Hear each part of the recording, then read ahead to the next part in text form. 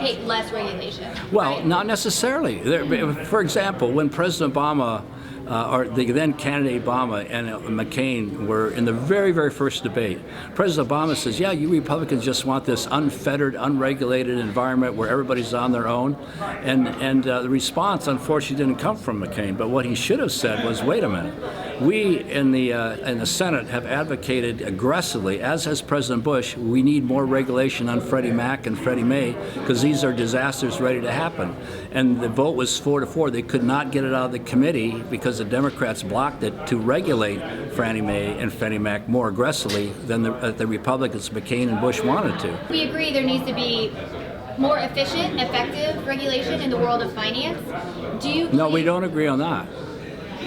More efficient and effective? You don't want efficient or effective regulation in finance? To say more efficient. Well, so if you say more, you don't mean more regulation. You just take the existing regulations and maybe roll. Greater efficiency. Yes, so to roll the existing regulations back so they're more effective and efficient. Rather I want to make sure that whatever regulations are in place, they're efficient and effective. I love it. Right? Yes. So we agree on that. Yeah, right. You agree that there does need to be some regulation in place. Absolutely.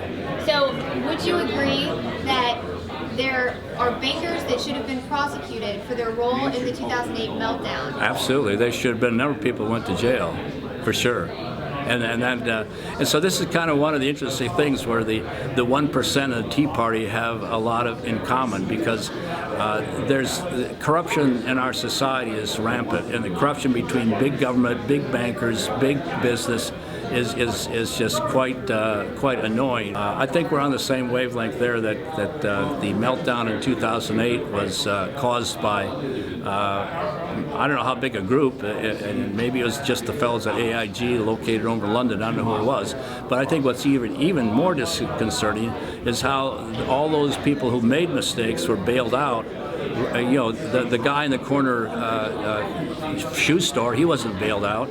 And so I think the government, by way of this bailout, now controls so much of the industry. People are very fearful of bucking these industries, and the big industries benefit because they can come up with all the regulation requirements and meet them, whereas the little guy is in a real jam. If you look at what happened to community banks around the nation, these guys were hammered, whereas the big banks just hire 40 lawyers in the department and they crank them out. Too big to fail has become bigger. Yeah, exactly. And so I think in order for our system to work, and also too big to jail. Yeah, and I think, well, when you look at the nastiness that we now have in our system of just raw corruption, where the administration decides what laws they want to enforce and what laws they not. Undercurrent under the surface makes the mainstream get so nervous. It's time for purpose, for news to serve us, not with propaganda they use to hurt us.